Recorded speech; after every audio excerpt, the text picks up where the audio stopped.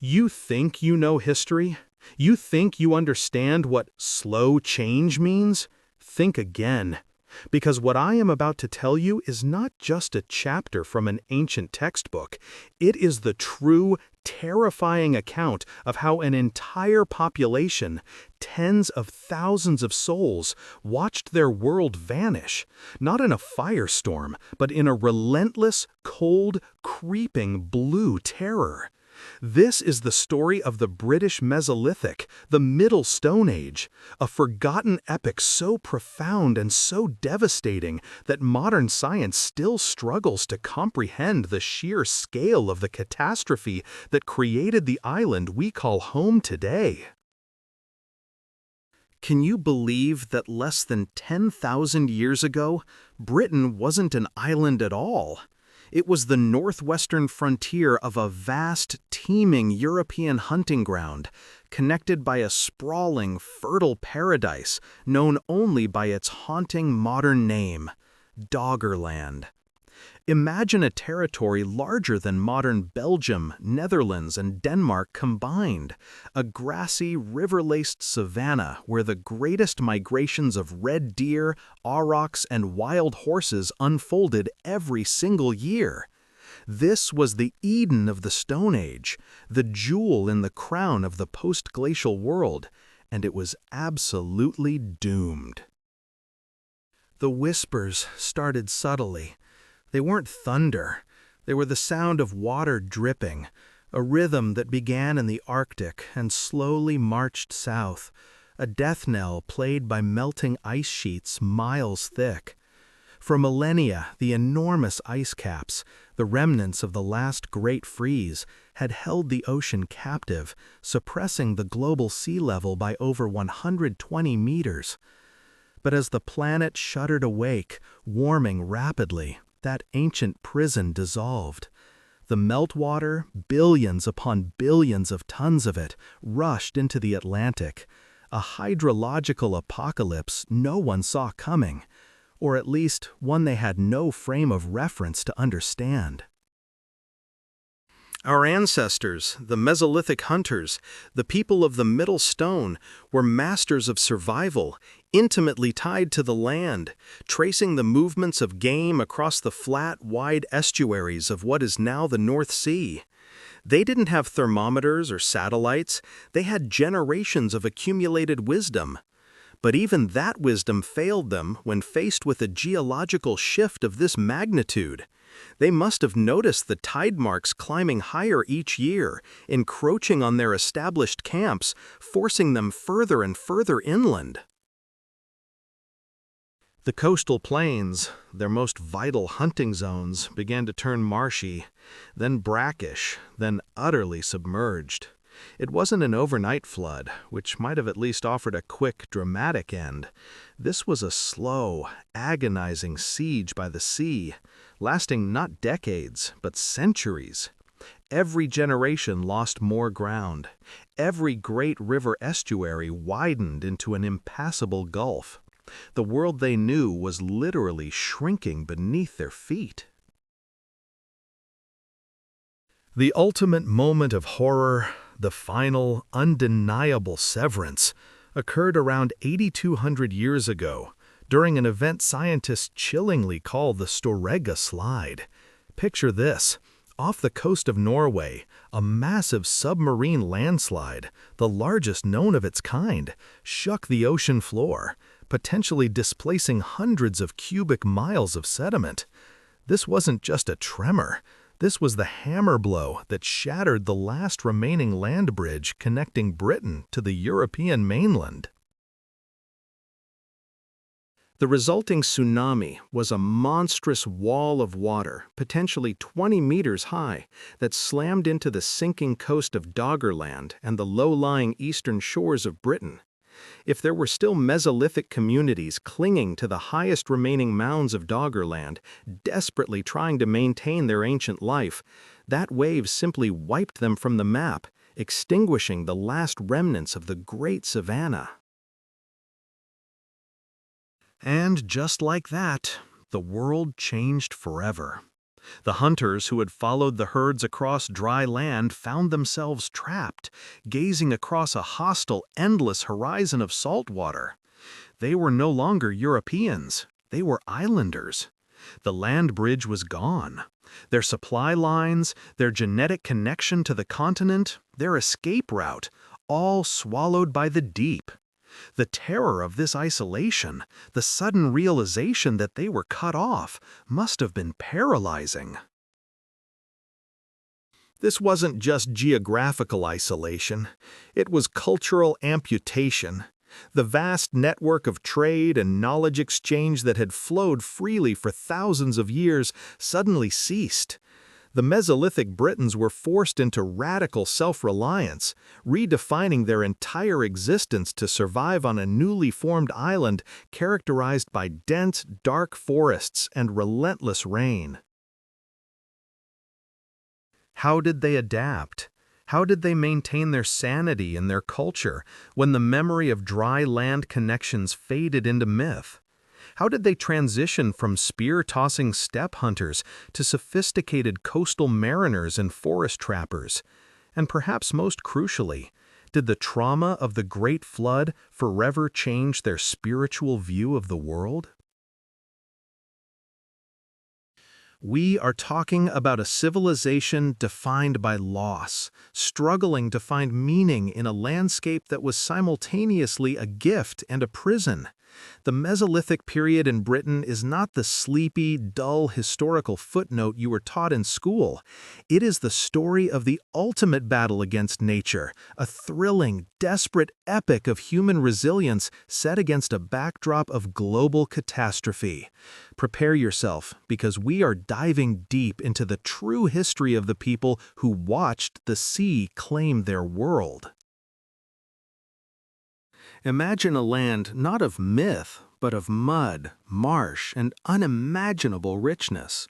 This was Doggerland, not just a patch of Ice Age tundra, but the vibrant, teeming heart of Northern Europe, the crucial umbilical cord connecting what would eventually become Britain to the mainland continent.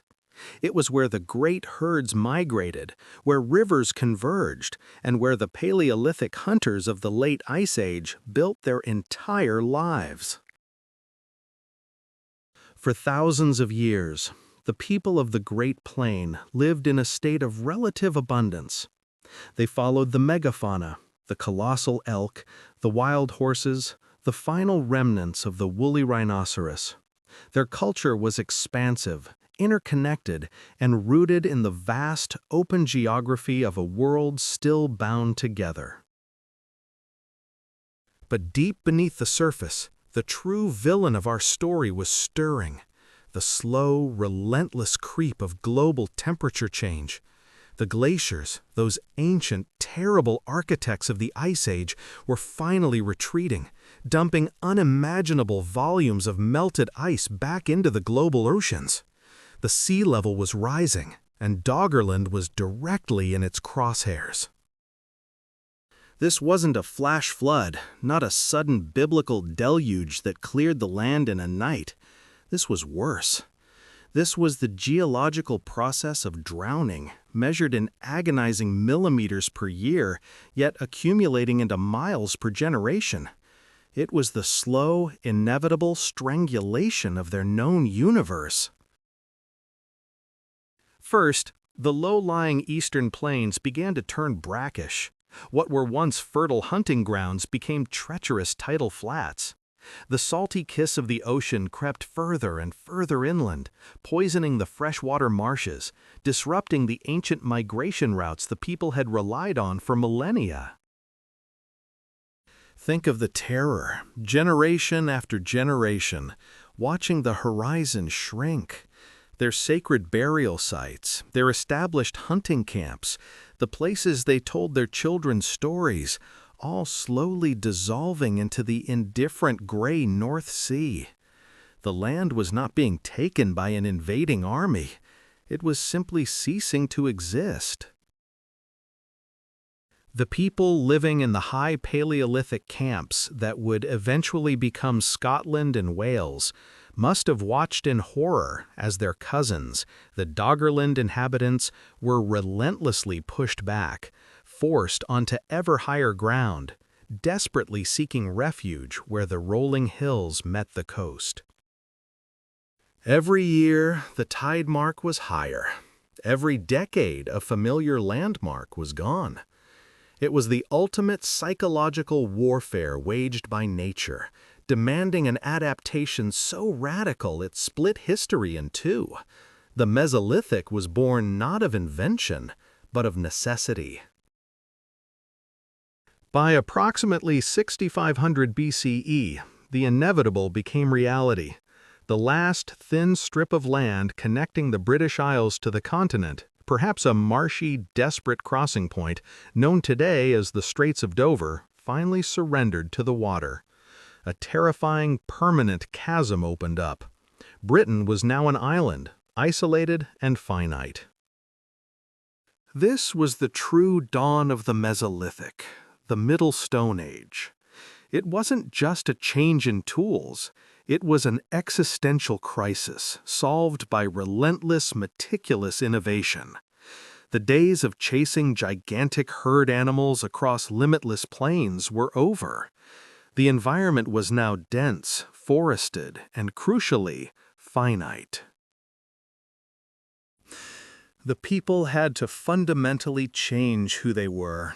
They shifted from being nomadic, wide-ranging megafauna specialists to becoming intense, localized masters of their immediate ecosystems.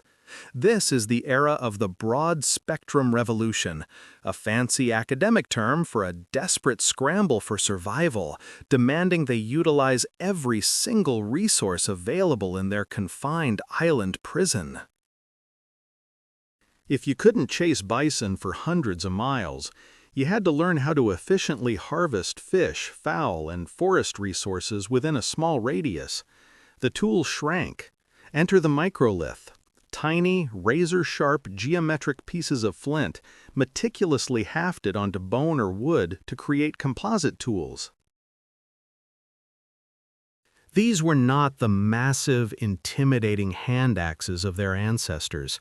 These were efficient, surgical instruments, specialized arrowheads designed to pierce the hides of red deer in dense woodland, barbs for spears used in river fishing, and standardized inserts for sickles used to cut reeds and wild grains. The focus shifted dramatically from brute force to precision engineering. They became experts in woodworking, building sophisticated traps, complex fishing weirs that maximized river catches, and specialized boats, the earliest known log boats, perfect for navigating the newly formed river systems and coastal areas. They didn't just survive in the forest, they owned it. They managed the woods with an understanding we barely possess today, using controlled burns not for destruction, but to promote the growth of specific edible plants and to create open glades that attracted smaller, more manageable game like deer and boar. The settlements themselves became more permanent, yet still seasonal. Sites like Star Carr in Yorkshire reveal an intense focus on water resources, with early evidence of structures built on lakeside platforms, demonstrating a deep commitment to maximizing the newly abundant fish and fowl populations. This was a culture defined by efficiency and intimate knowledge of the immediate territory. But just when they thought the world had stabilized, when they had carved out a sustainable, rigorous life from the shrinking land, the earth delivered one final, cataclysmic punch. This was the event that hammered home the horrifying finality of their separation. Far north, off the coast of Norway, a gigantic section of the continental shelf, weakened by millennia of glacial pressure, suddenly failed. Picture a landmass the size of Iceland simply collapsing into the deep abyss. This was the Storegga slide, the largest confirmed submarine landslide in human history, occurring around 6200 BCE.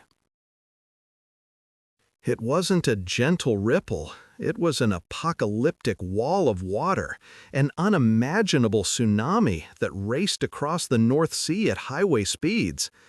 When it slammed into the eastern coast of isolated Britain, it delivered a terminal blow to any remaining memory of Doggerland. We are talking about waves perhaps 20 to 30 meters high, a sudden, unthinkable devastation that wiped clean every coastal settlement, every fragile camp, every lingering connection to the continent they had just lost. The Mesolithic people of Britain were truly, completely alone. And now they had to rebuild everything, yet again, under the shadow of the permanent, unforgiving sea. The sea was no longer the great, flat, walkable plain of Doggerland. It was a hungry, churning, permanent wall. The sheer psychological terror of that final isolation cannot be overstated. They were utterly trapped, marooned on two gigantic, green-eying islands that the world had seemingly forgotten about. The horizon was now a boundary, not a gateway. The elders spoke of the lost land, the grassy tundra, the vast herds, and the younger generations listened, eyes wide, struggling to reconcile these ancestral myths with the cold, gray reality lapping at their feet. The old ways of life, the deep cultural memory of continent-spanning travel, had been rendered obsolete overnight by geology and physics. This moment demanded not just adaptation, but a brutal, rapid evolutionary shift in lifestyle. They had to forge a completely new identity, the people of the shrinking shore and the terrifying, exploding forest. The climate was warming, and the land was undergoing a transformation that dwarfed the earlier cataclysms. The great green monster was rising. We call it the wildwood, and it was a jungle so dense, so shadowed, that it swallowed the remnants of the open tundra whole. Massive oaks, elms, and lime trees shot upward, weaving a canopy so thick it plunged the forest floor into perpetual twilight. Visibility shrank to mere meters. Hunting, which had been a pursuit across wide plains, became a silent, brutal game of ambush in the dark, tangled undergrowth. The Mesolithic hunter was forced to become a master of stealth, moving through the thicket like a ghost, every snap of a twig potentially alerting prey or signaling danger. This new environment demanded new tools. The colossal hand axes of their ancestors were useless in this claustrophobic world. They required precision, speed, and maximum lethality from minimal resources. Behold the technology of the shadow killer, the microlith. These tiny, geometric flakes of razor-sharp flint, sometimes no larger than a pinky fingernail, define the era. They were not used singly, they were components in a deadly composite arsenal. Imagine a spear or arrow shaft lined with dozens of these serrated edges, glued into place with complex mixtures of tree resin and beeswax. This was the Mesolithic equivalent of a fragmentation weapon, designed not just to pierce, but to tear, bleed, and incapacitate quickly in the dense cover before the wounded animal could vanish forever. This extreme efficiency was driven by necessity. Every scrap of flint was now a precious commodity, not easily replaced in their isolated pockets of population. They lived in small, highly mobile bands, always moving, always calculating their next move against the unforgiving seasonal clock. Their primary prey adapted just as brutally. The immense megafauna was gone, replaced by the nimble red deer and the terrifying primordial titan known as the aurochs. This beast, twice the size of any modern bull, was pure muscle and fury. Hunting the aurochs was an act of extreme collective bravery, requiring coordinated groups using spears and arrows, risking immediate, crushing death with every lunge. The success of that hunt was the hinge upon which the survival of the entire community turned, a terrifying calculation played out against the backdrop of the deepening woods. Yet, the Great Isolation also offered a radical new opportunity: the sea itself. Realizing they were trapped, they turned their attention and genius toward the water, transforming the Mesolithic people into amphibious masters of the river and coast. Settlements exploded around estuary mouths and sheltered bays, maximizing the reliable bounty the ocean offered. Fish, seals, massive quantities of shellfish. These were the resources that provided stability where the forest remained fickle and dangerous. Sites like Star Carr show us their profound connection to water and wildlife, even hinting at ritualistic practices. They didn't just hunt the deer, they tried to become them, wearing ritualistic headdresses made from deer skulls, possibly seeking spiritual mastery over the creatures that sustained them. But to truly master the water, they needed a machine. They needed a vessel capable of defying the currents and linking the dispersed communities clinging to the coastlines. They needed the dugout canoe. The creation of the log boat was one of the greatest engineering feats of the era. Imagine the sheer, agonizing labor, taking a massive oak or pine trunk and over weeks hollowing it out using controlled fire and relentless scraping with stone adzes. This wasn't just a boat. It was the ultimate lifeline, a defiant act against the forces of nature that had stolen their land. The logboat allowed them to traverse great distances along the coast, follow migratory fish runs, and maintain tenuous contact with neighbors who might otherwise vanish completely into the isolation. They were becoming true navigators, the first great mariners of Britain. Their annual cycle became a complex dance of movement, following the spring salmon runs to the coast, retreating inland in the summer to harvest the immense bounty of nuts, especially hazel, which became a vital stored food source, and then settling near sheltered rivers for the harsh, damp winter. Every movement was a survival imperative, every campsite temporary and lightweight. They left behind only scatters of flint and the ghosts of their fires, always ready to pack up and chase the resources that kept the hunger at bay. This was the paradox of the Mesolithic, a period defined by isolation, yet demanding intense mobility. They were prisoners on an island, but through the mastery of the forest and the invention of the canoe, they found a terrifying, transient form of freedom, a freedom that was utterly dependent on their ability to read the forest, the river, and the unforgiving, permanent sea. The canoe offered a lifeline, a desperate wooden shard against the tide, but it also offered a horrifying new perspective. From the water, they could see the destruction clearly.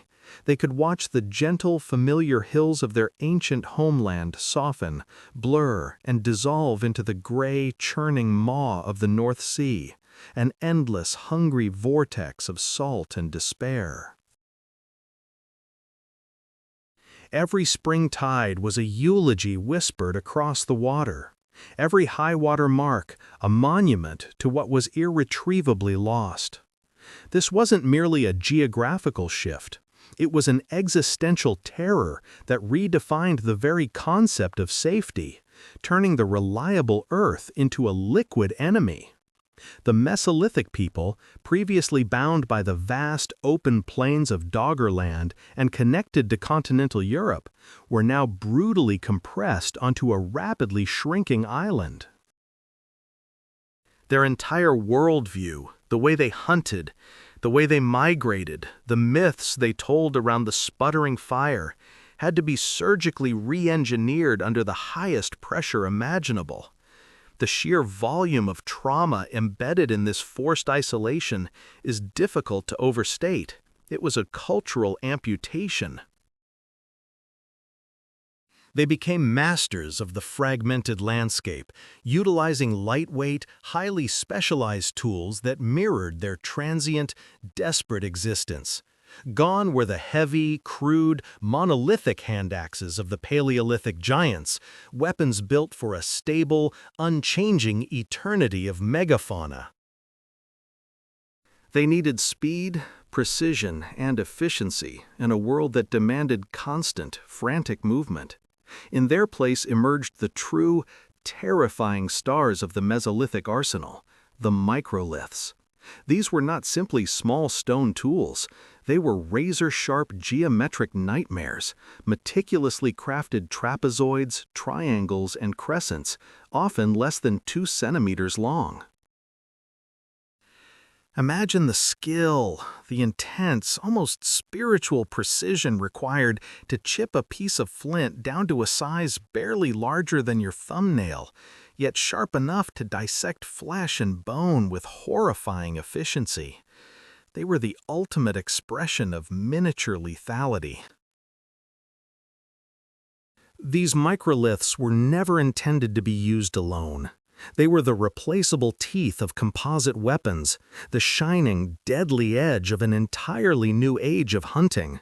They were hafted onto wooden shafts with powerful pine resin and secured with sinew, transforming a simple piece of wood into a devastating spear, an unstoppable arrow, or, most critically, a deadly barbed harpoon.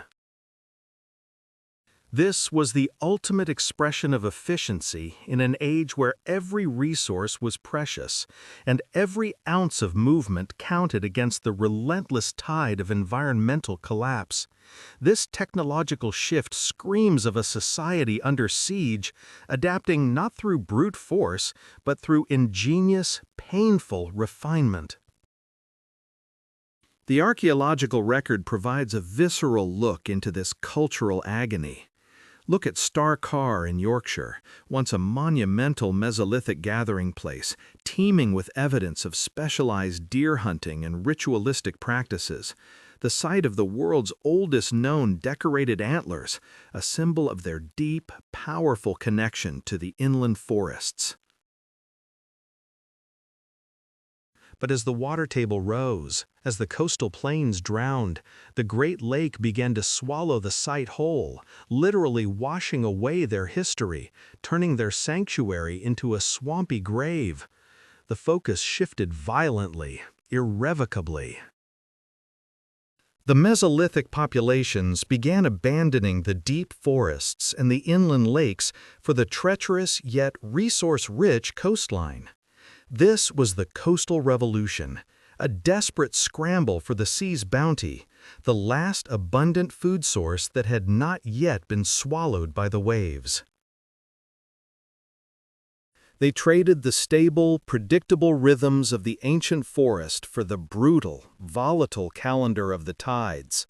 Shell middens, massive mountains of discarded shells and bone, became the new, defining landmarks of their civilization. These middens are not merely prehistoric garbage dumps. They are historical declarations, proving beyond doubt that the Mesolithic diet fundamentally changed under the catastrophic pressure of the rising sea. Limpets, cockles, oysters, razor clams, every edible crustacean was systematically, desperately harvested.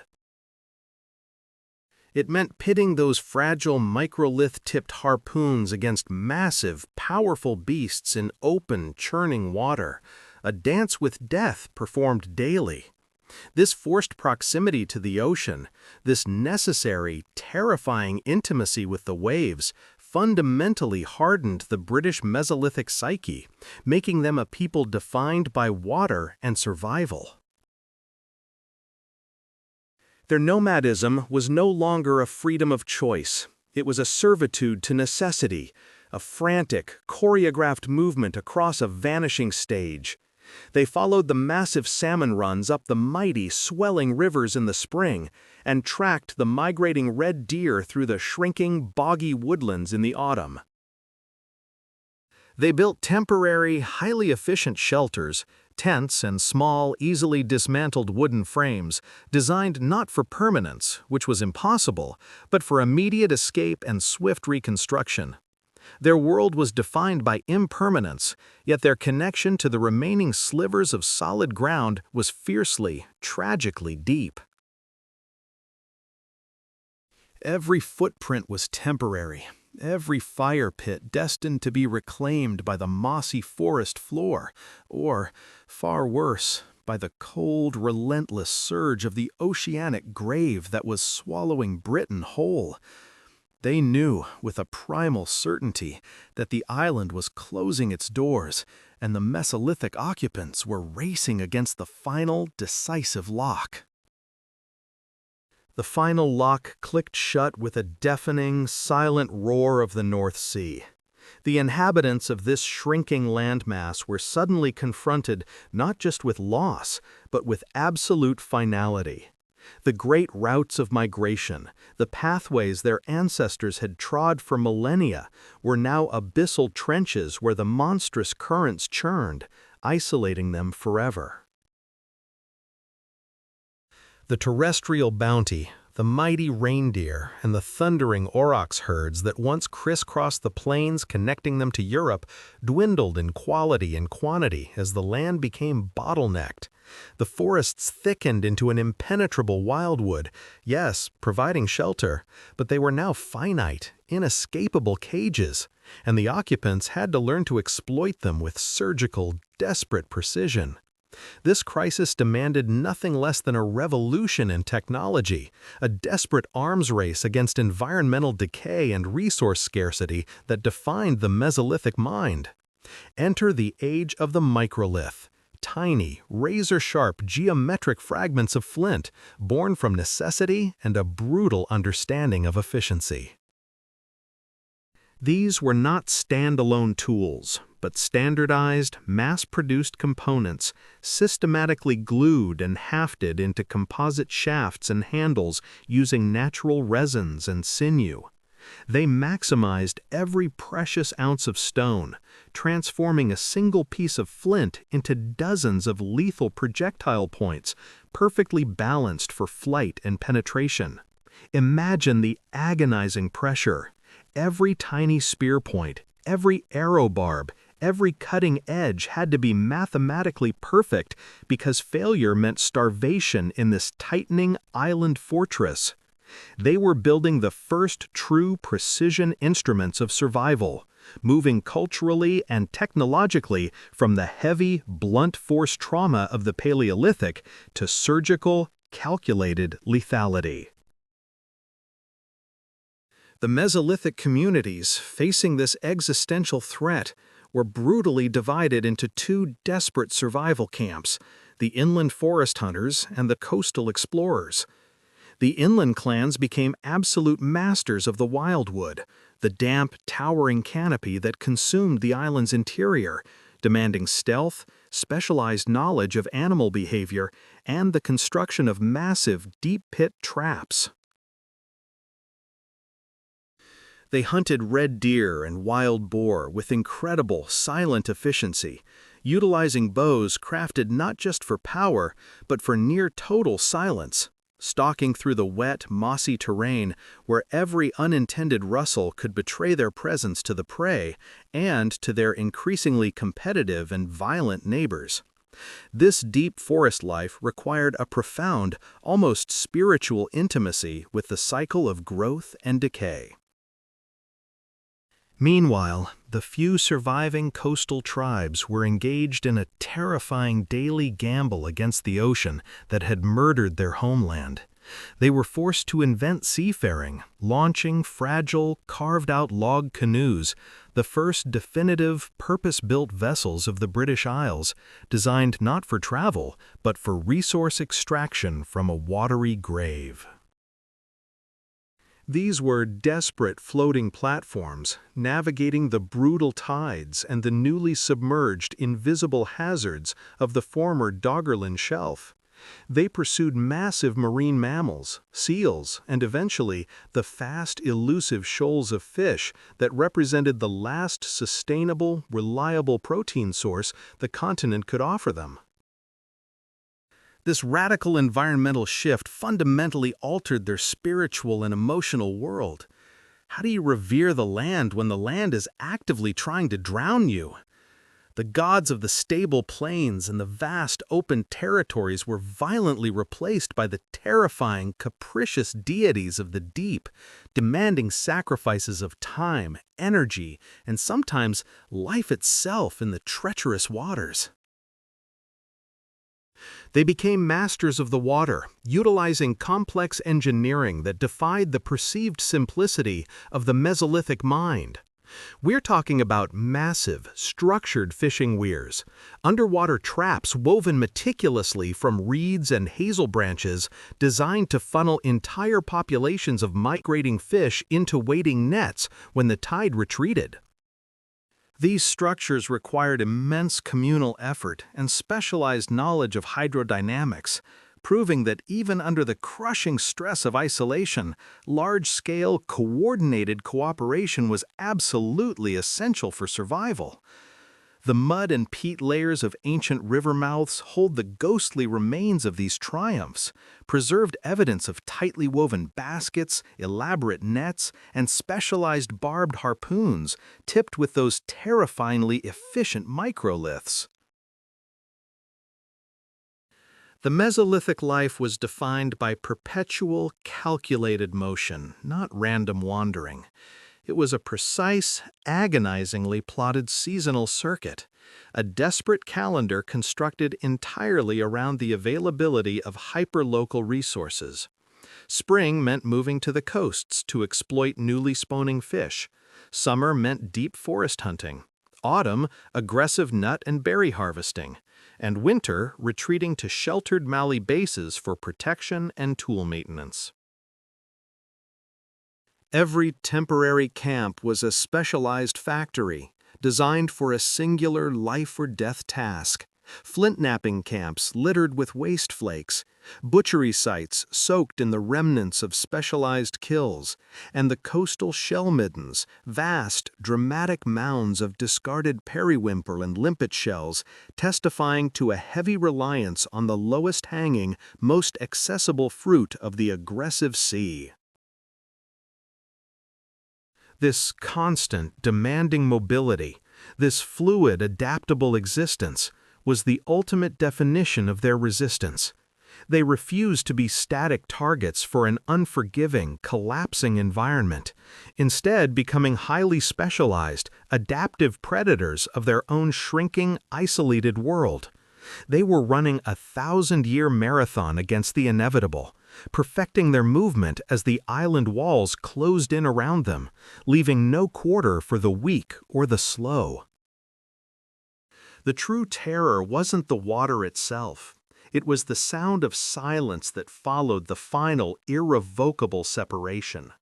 The last link, the last sliver of muddy, ice-scoured land connecting them to the vast, sprawling European continent had dissolved into the churning, gray void of the North Sea. They were marooned, trapped inside a damp, green prison cell, and the guard was the Atlantic itself, ceaselessly pounding the crumbling shores, reminding them of their absolute isolation. This wasn't merely a geographic shift. It was a psychological hammer blow that shattered their collective memory of unbounded movement, of migration paths that stretched from horizon to horizon. Their ancestors had walked from Africa, following the game herds across continents for millennia. Now their children would only ever know the smell of salt, the shadow of the cliff face, and the constant crushing anxiety of the unforgiving, unpredictable tide. The environmental trauma became the defining characteristic of their identity, a thousand-year-long scar etched into the very soul of the emerging British culture. The great Mesolithic people, the inheritors of the drowned world, had to reinvent survival itself, and they did so with terrifying, surgical precision. The old ways, the heavy reliance on wasteful, massive Paleolithic tools, were instantly rendered obsolete by the new scarcity. Flint, the bedrock of their technological empire, was now a finite, often difficult-to-find resource, buried beneath the encroaching forests and the rising glacial till. Every ounce had to be maximized.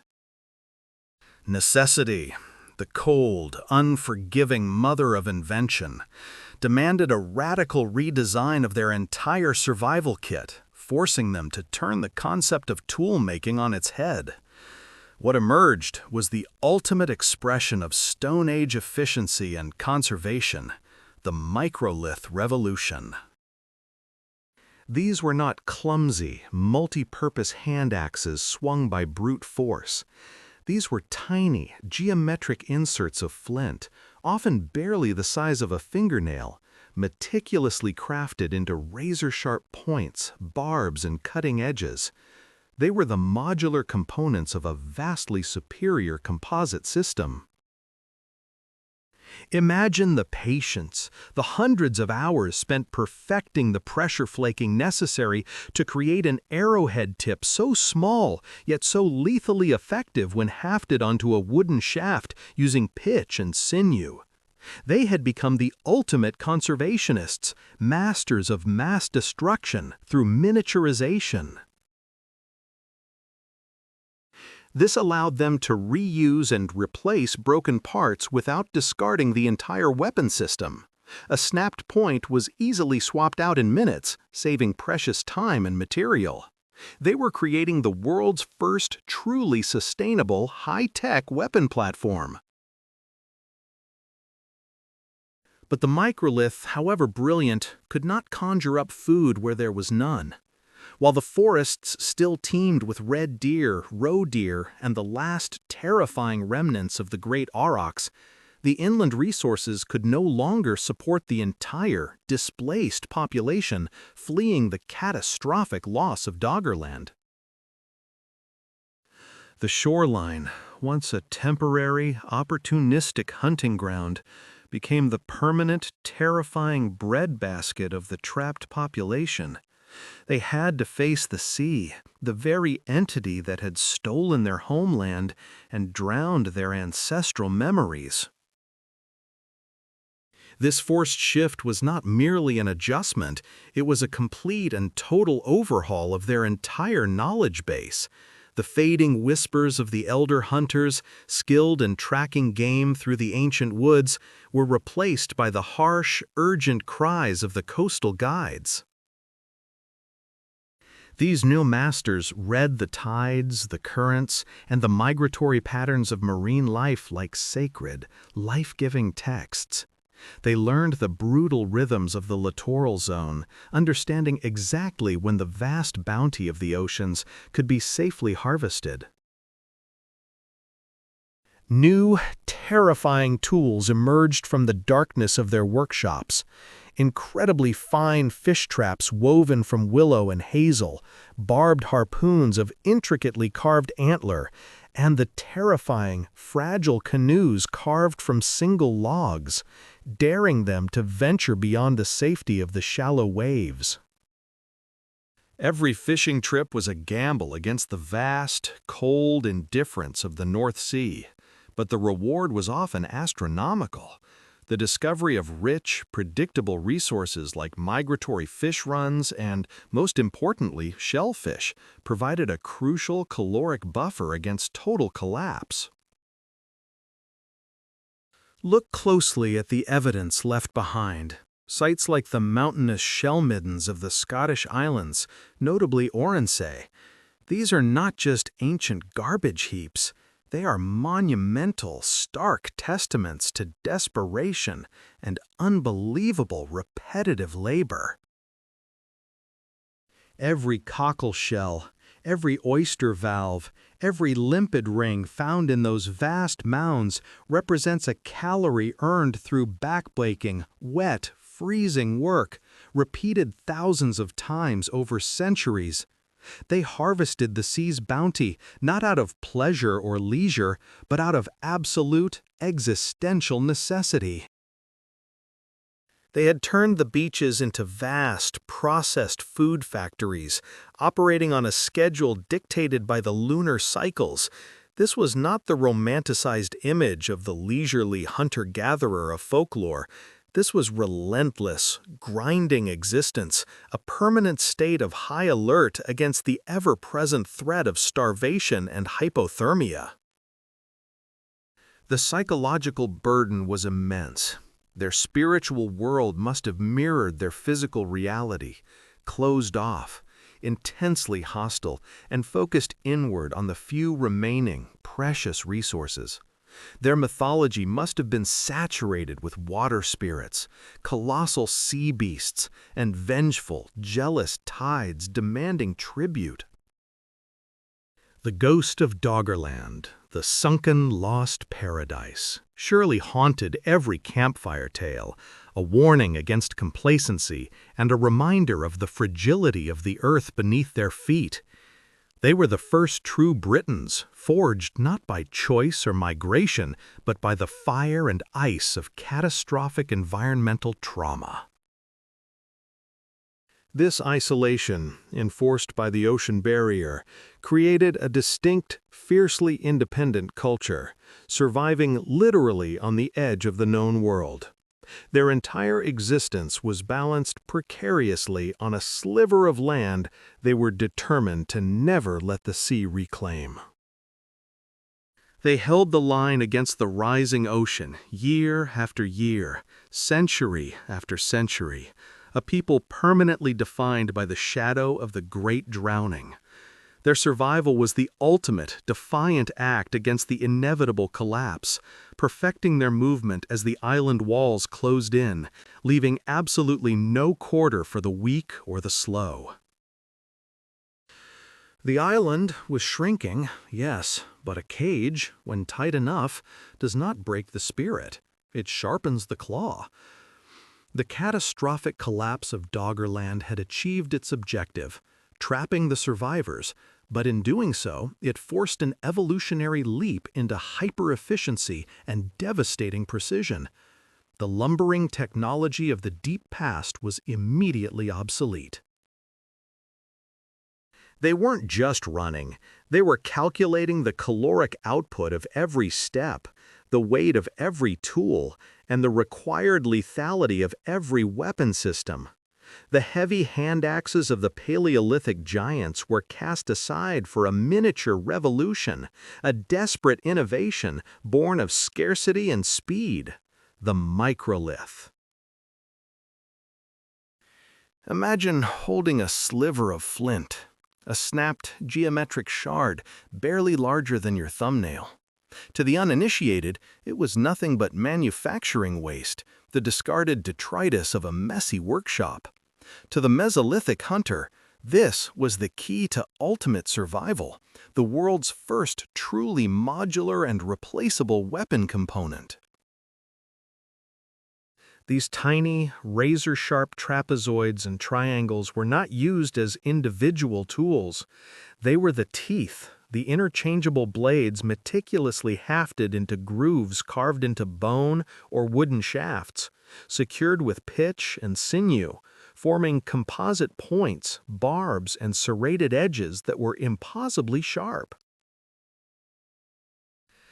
This wasn't just primitive technology.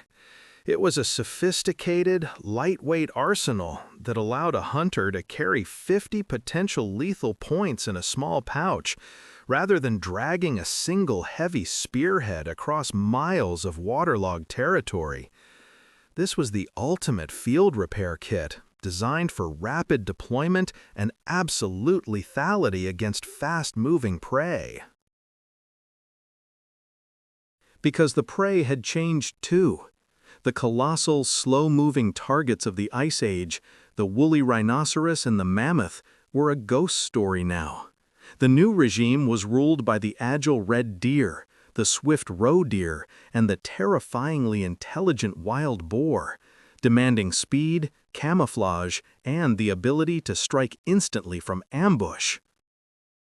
The Mesolithic people mastered the art of mobility, treating the shrinking island not as a home, but as a massive, dynamic hunting ground.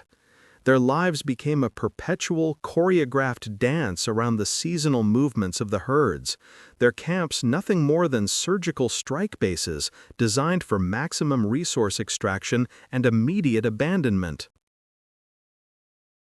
Think less of a village and more of a highly trained, perpetually moving nomadic army, navigating the dense, newly formed forests and the sprawling, treacherous marshlands.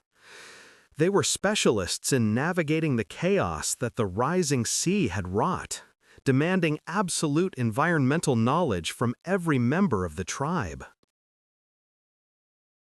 We see the chilling evidence of this specialization at sites like Star Carr, often presented as a simple lakeside camp, but which screams of intense ritualism and focused, desperate obsession.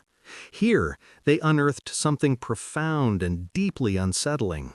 Dozens of frontlets, headdresses meticulously crafted from the skulls and antlers of red deer. These were not mere trophies hung on a wall. They were masks of transformation, allowing the hunter to literally become the prey, to dissolve the boundary between human and animal. It was infiltration at its most basic and most brilliant, allowing the hunter to move undetected within the herd, infiltrating the deep psychological space of the animal world before the final, precise strike. It is a testament to the sophistication and the psychological toll required for survival, blending profound spiritual belief with the hyper-practical necessity of the hunt. They were merging their very identities with the creatures they sought to kill, an intimacy born purely of existential need and the absolute demand for dominance in a claustrophobic world. Because every resource mattered. Since the landmass was so severely constrained, the Mesolithic diet diversified exponentially. They became masters of the littoral zone, the chaotic, fertile margins where land met the perpetually aggressive sea. Specialized barbed harpoons, intricate fish traps, and massive weirs were deployed in the rivers, now choked with the meltwater runoff, transforming waterways into automated highways of sustenance. They systematically targeted the migratory salmon runs with ruthless efficiency. They exploited the coastline, harvesting shellfish until the resultant middens, the colossal trash heaps of discarded shells, grew into mounds the size of small hills, monumental, glistening white testaments to their endless hunger and their success in conquering the coastal margins. This was a continuous, brutal calculation of energy input versus output. Every bird egg, every migratory movement, every seasonal nut cache was meticulously monitored, recorded, and exploited with brutal precision. The margin for error was zero, because the ocean offered no second chances, and the forests offered little quarter. This life of perpetual motion, of hyper-specialized killing, and of constant environmental vigilance must have been exhausting beyond measure. They lived in a world where the horizon was literally consuming their history, where the ghosts of their ancestral hunting grounds lay hundreds of feet beneath the gray, unrelenting waves.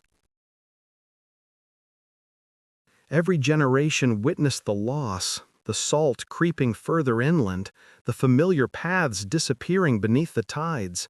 Their heritage was being systematically drowned, yet they endured, perfecting the art of lightness and speed, becoming phantoms in the newly formed dense woodlands. They relied on tools so small they were almost invisible to the eye, yet so sharp and efficiently deployed they could sever a life instantly and quietly. The Mesolithic was not a gentle transition. It was a high-stakes, breathless race against oblivion, where efficiency, mobility, and absolute precision were the only remaining gods. Oblivion demanded innovation. If the land was shrinking, your gear had to shrink too. The heavy, monolithic tools of the past, the Acheulean hand axes, the grand, stable blades, they became relics of a stability that no longer existed.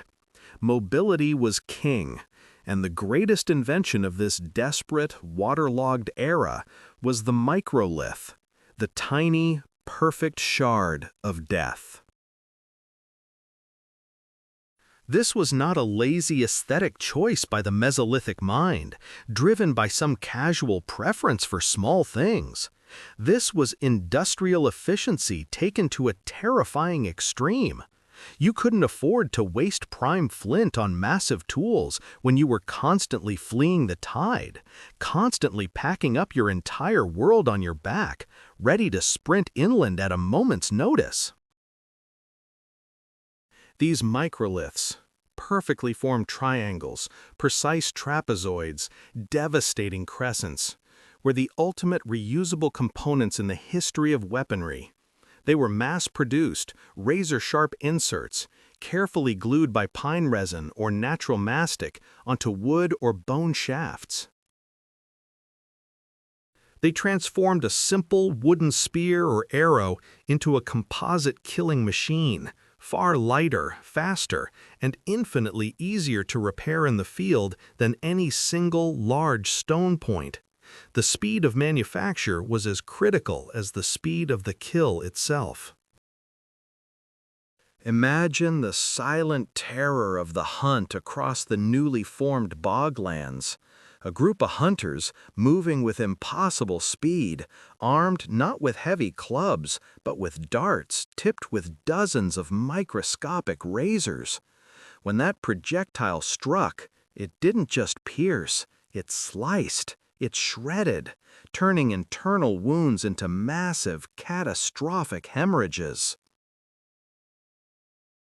This was the high-tech warfare of the disappearing world, where every hunter became a master technician, capable of creating lethal geometry in minutes, ensuring maximum damage for minimum raw material investment. This necessity for miniaturization defined their very existence. Survival in isolation required not just better tools, but a flawless, synchronized calendar. The Mesolithic inhabitants lived by the seasons with an intensity and discipline we can barely comprehend today. Their life was a pre-programmed annual migration, the seasonal round. They were the ultimate resource managers, mapping out the precise, unforgiving moment the migrating deer herds would pass through the river valley, the exact week the precious hazelnuts would ripen on the inland ridges, and the fleeting window when coastal shellfish were at their most abundant and safest to consume. This intense, cyclical movement turned their defined territory into a living, breathing database of calorie potential, a carefully managed pantry. They weren't just reacting to nature, they were anticipating it, exploiting it with surgical precision and utter ruthlessness. To miss a harvest, to arrive a week too late at the fishing grounds, meant guaranteed starvation for the entire group. The margin for error was non-existent, obliterated by the rising sea. As the forests thinned and the great lumbering megafauna of the preceding Paleolithic vanished, either hunted into extinction or drowned beneath the waves, the Mesolithic focus shifted dramatically and permanently towards the water. The sea, the villain that stole the land and unleashed the tsunami, now became the reluctant provider.